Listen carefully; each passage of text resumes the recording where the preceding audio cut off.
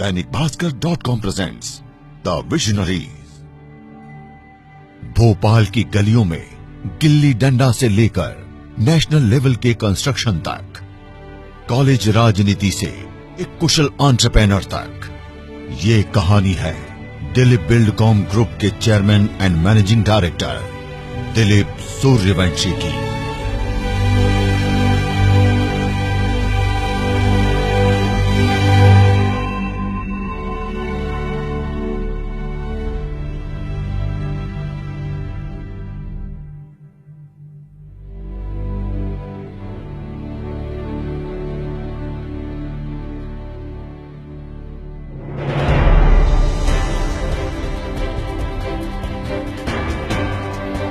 The visionaries.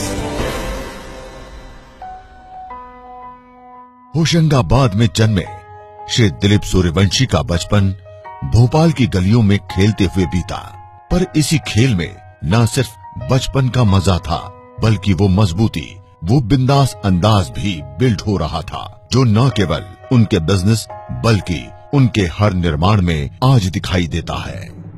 मेरा जन्म होशंगाबाद में हुआ, उसके बाद अलग अलग जगहों के पिताजी की पोस्टिंग होती रही, छतरपुर, बड़ा मलहरा। फिर मेरा बचपन का जहां सबसे पहला शुरुआत हुई भोपाल में, शाहजहानाबाद में एक छोटा सा स्कूल हुआ करता था, बारादरी। अब टूटा फूटा सा स्कूल था, चूंकि हम पुलिस लाइन में रहा करते थे, पुलिस वाले के बच्चे थे, तो मेरी माँ ने मुझे वहां पढ़ाया। बारादरी स्कूल ऐसा साधारण सा स्कूल था कि हमारे उसके ऊपर छत नहीं होती थी जहां हम बैठते थे, दरियां घर से ले जाते थे बैठने के लिए। एक आम, बहुत ही समाज का सबसे ऐसा आम तबका जो रहता, उन सबके साथ मैंने अपना बचपन गुजारा। वहां पढ़ने के बाद फिर मैं शाहजहानाबाद में एक और स्कूल है जिसको पहले सुल्तानिया कहते थे, 1 आध साल वहां पढ़ा। फिर चूंकि पिता के ट्रांसफर्स होते रहे तो उज्जैन, जबलपुर, सागर, रतलाम, धार, पिता पुलिस में फिर सीएसपी रहे, डीएसपी बन गए, अलग अलग जगह मेरी यात्रा चलती रही। उस स्कूल से बनने से एक चीज देखी कि थोड़ा सा टफनेस आई, एक बोल्डनेस आई। छोटे छोटे स्कूलों में पढ़ना, हाकियां खेलना, गलियों में गिल्ली डंडा खेलना, वो एक अलग टाइप के व्यक्तित्व का निर्माण होता था। आज की हमारी नई संस्कृति में पढ़े बच्चे तो ये सोच भी नहीं सकते, गुल्ली डंडा खेल रहे हैं, कंचे खेल रहे हैं, तो बिल्कुल मिट्टी की सौंध आती थी हमारे व्यक्तित्व में। मुझे लगता था जमीन से हम लोग जुड़े हुए लोग हैं।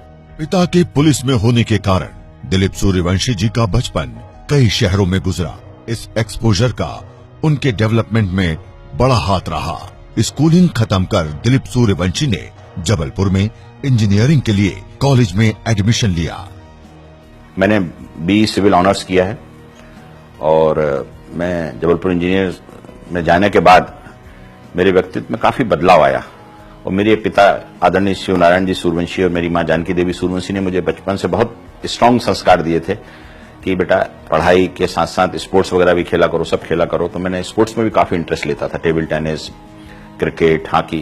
टेबल टेनिस में तो मैं स्टेट डिस्ट्रिक्ट लेवल के भी खेला हूं, क्रिकेट में भी मैं कॉलेज और यूनिवर्सिटी टीम में खेला हूं। कॉलेज के चुनाव वगैरह भी हम लोग लड़े, उसमें बड़ी मारपीटें हुई, हम लोगों की पिटाई भी हुई, हम लोगों ने मारा। वो सब जो जिंदगी के जितने झकझोरने वाले तजुर्बे थे उन सबसे गुजरे। जब कॉलेज में गए तो वहां पहले साल से थोड़ी शैतानियां, बदमाशियां, ये चूंकि स्पोर्ट्स पसंद थे, चलते थे, रैगिंग के चक्कर में फर्स्ट ईयर में लोगों से मारपीट हो गई। आमतौर पर फर्स्ट ईयर के बच्चे डरते हैं, चूंकि हम लोग पुलिस वालों को बच्चे थोड़ी टफनेस थी, रैगिंग उस टाइम हो रही थी। तो लेकिन वही लोग जो रैगिंग लेते थे बाद में बड़े अटूट मित्र बने, अच्छे संबंध बने। वो पार्ट ऑफ लाइफ, एक यात्रा गुजरती है। तो जब हम लोग हॉस्टल में जाएं तो खाना बिल्कुल दाल ऐसा रहता था कि डुबकी लगाओ, सब्जियां, रोटियां बिल्कुल भारत के नक्शे जैसी। तो किसी का घी चुरा के खा लिया, किसी के अचार खा लिया, उसमें बड़ा मजा आता था। या मांग लिया यार तू घी दे दे, किसी घर से लड्डू आए तो चले गए। आवश्यकताएं बहुत छोटी छोटी हुआ करती थी। अपने किसी से 2 रुपए अपने जेब में खत्म हो गए तो टेम्पो का ले लिया, शाम टाके चौराहे जबलपुर चले जाते थे, घूम के आ जाते थे। 8 आने में समोसे पकौड़े खा लिए, नॉनवेज का शौक था तो 1.5 रुपए में बिरयानी खा ली। तो इस तरह से जीवन चलता रहा। कॉलेज के बाद एक छोटी सी शुरुआत के साथ दिलीप सूर्यवंशी ने अपने कारोबार की नींव रखी।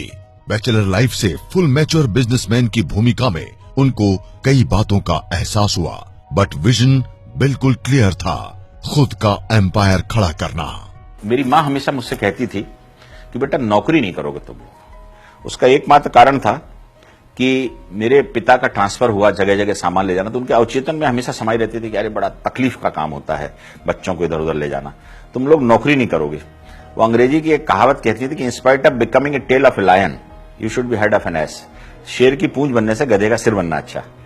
तो बस वो एक इतना स्ट्रांग फीलिंग थी कि अपना स्वयं का व्यापार करना है। तो मेरे बड़े भाई साहब, जैसे मैंने इंजीनियरिंग किया, उन्होंने अपना एक इंडस्ट्री डाली, उन्होंने अपना शुरुआत की। मुझसे बोले कि परिवार एक रिले रेस होता है, तुम लेके आओ, एक आता है दूसरे को दौड़ना पड़ता, तुम आके कंस्ट्रक्शन कराओ। तो कुछ सिविल इंजीनियरिंग की है तुमने, तो हमने फैक्ट्री बनवाई। उसके बाद फिर मैं अपने बहनोई साहब के साथ, चूंकि वो ऑलरेडी कंस्ट्रक्शन में थे, मैं कंस्ट्रक्शन बिजनेस में आ गया। भोपाल में बीडीए से हमने अपनी कंस्ट्रक्शन की यात्रा शुरू करी। भोपाल डेवलपमेंट अथॉरिटी में शुरुआत ही मेरे जीवन की वहीं से हुई। काफी प्रोजेक्ट शाहपुरा में 6 नंबर पे, एमपी नगर में, इस तरह के हम लोग प्रोजेक्ट करते रहे। शुरुआती दिक्कतों का सामना करते हुए 1988-89 में एक पार्टनरशिप कंसर्न से शुरू हुई। दिलीप बिल्डर्स को सन 2007 में मिस्टर दिलीप सूर्यवंशी ने एक प्राइवेट लिमिटेड कंपनी में तब्दील कर दिलीप बिल्डकॉम की नींव रखी। मैंने जैसे व्यापार शुरू किया, क्योंकि टेम्परामेंटली थोड़े टफ थे, पुलिस वालों के लड़के रहे थे और नेतागिरी के भी थोड़े गुण थे, तो मैं देखता था कि हम लोगों के टफनेस के कारण लोग बात तो सुन लेते थे, काम कोई नहीं करता था। मतलब आप जिसको कहते हैं ना कि आपकी दादागिरी तो एग्जिस्ट हो जाएगी, और व्यापार में मैंने लोग जो सफल लोग थे उनको देखा, वो बड़े विनम्र और बड़े सरल हुआ करते थे। तो मुझे यही लगे कि इतने दिन हो गए हम लोग अभी तक इसमें काम नहीं कर पा रहे हैं, हमारा वर्किंग में क्या मिस्टेक है। तो वो निरंतर हर साल ये तजुर्बा हुआ, तो मुझे समझ में आया कि जब तक आप टोटल अच्छे रिश्ते क्या होते हैं, वो कई जो सक्सेसफुल व्यापारी थे, मैंने तो जीवन में देखा अच्छे रिश्ते हमेशा अनमोल होते हैं, इसका कोई कीमत नहीं होती। इंसान को सफल होने के लिए एक सरल और रिश्तों को बहुत गहराई से निभाना चाहिए। और जब आप कोई काम, इंग्लिश में कहावत है, मैंने उस मतलब काफी, मैंने 10-12 साल का व्यापार किया, when you can kill a diabetic with sugar why to give him poison. तो इस तरह जिंदगी मतलब सिखाती चली गई, और धीरे धीरे हम लोग फिर कंस्ट्रक्शन में आगे बढ़ते रहे। कमर्शियल बिल्डिंग्स बनाई हमने, इंडियन ऑयल के प्रोजेक्ट्स किए, इंडियन ऑयल के शेड्स बनाए, डेवलप किए। तो इंडिया भर में भी हमने अलग अलग जगह जाके उनके काम शुरू करना शुरू किए, स्टेट में किए। पहले कमर्शियल एंड रेसिडेंशियल कंस्ट्रक्शन, फिर structural designing, water sanitation and sewage से लेकर हाईवे कंस्ट्रक्शन तक दिलीप बिल्डकॉम ने हर मुश्किल से जूझकर निरंतर प्रगति की रफ्तार को कायम रखा।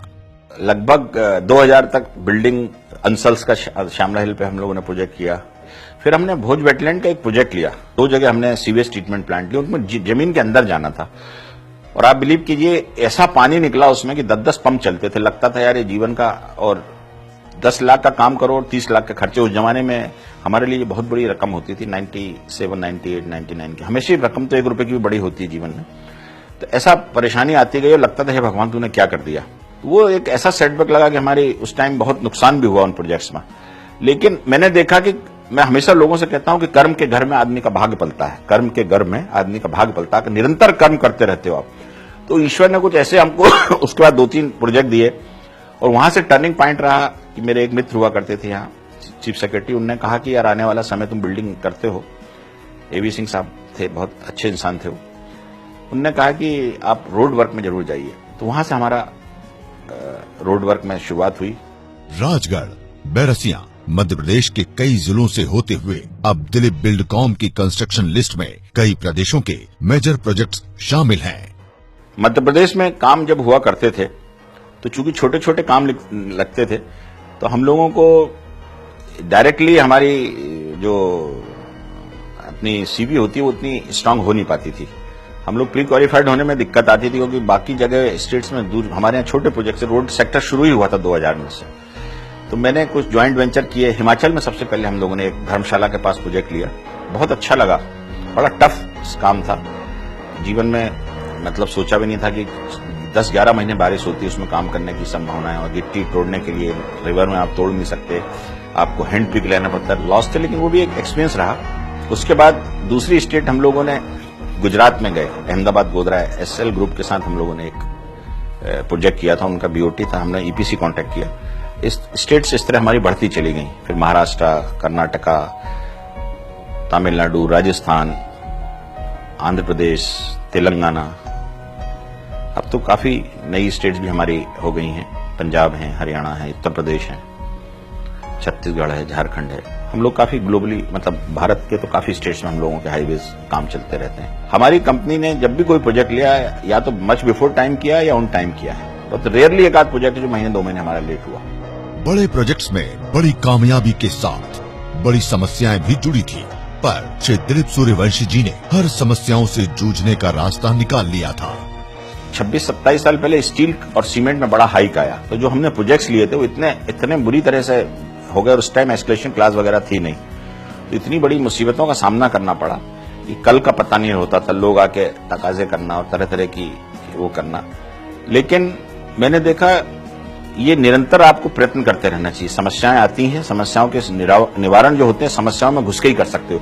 आप किसी भी प्रॉब्लम से दूर खड़े होकर उस प्रॉब्लम को नहीं निकाल सकते। तो हम लोगों की ये एकदम कंटिन्यूस प्रोसेस होती थी कि प्रॉब्लम को कैसे सॉर्ट आउट किया जाए। देखिए, प्रोजेक्ट तो हमारे काफी अच्छे रहे हैं। अहमदाबाद गोधरा एक हमारा जिंदगी का सबसे बड़ा जंप था।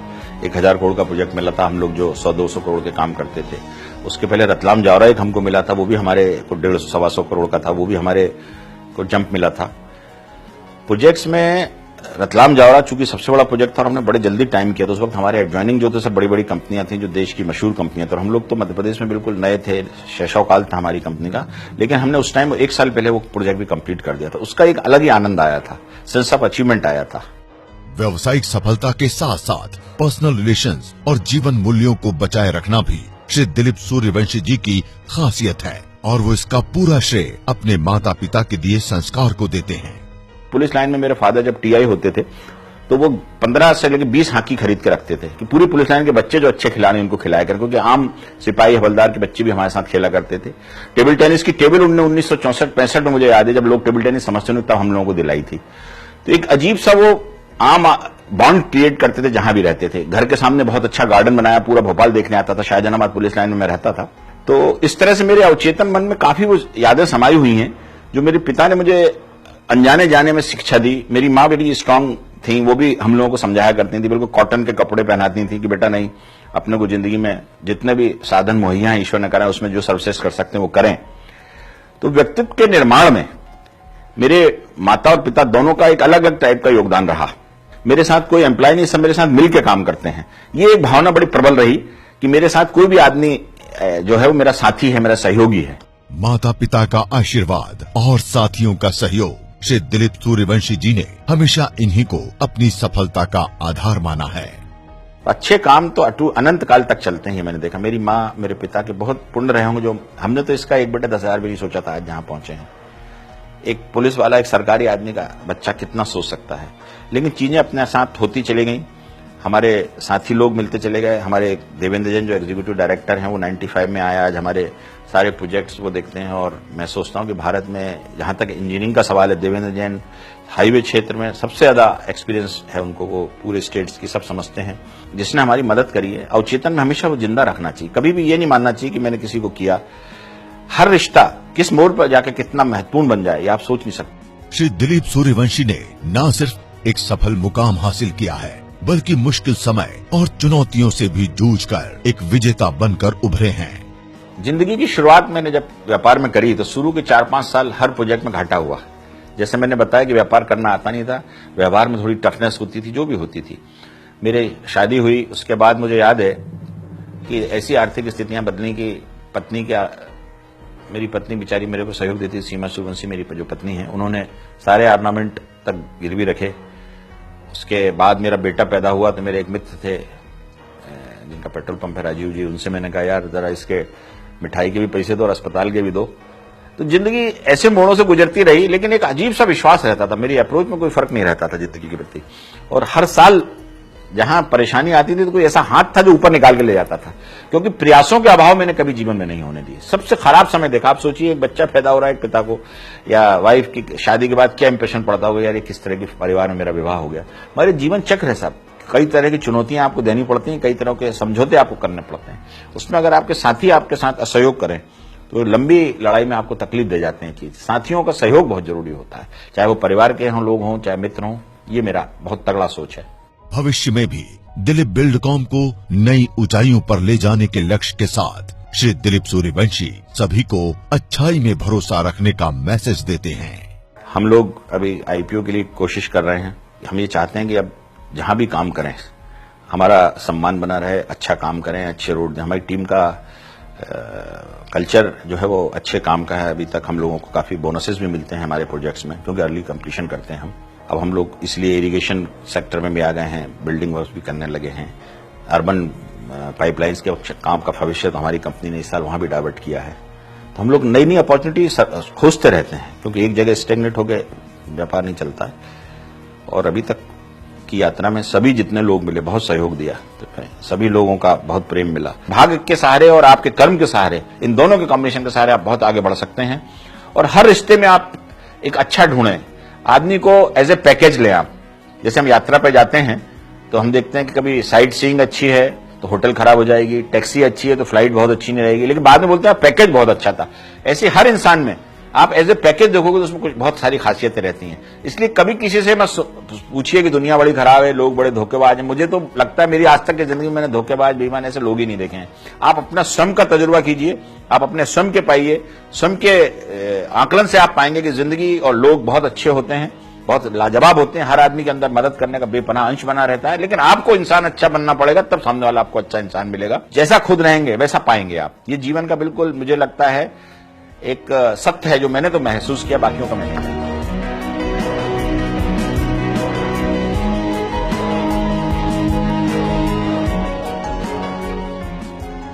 न जाने किसकी दुआओं का असर है मुझ पे, जब भी डूबता हूं दरिया उछाल देती है।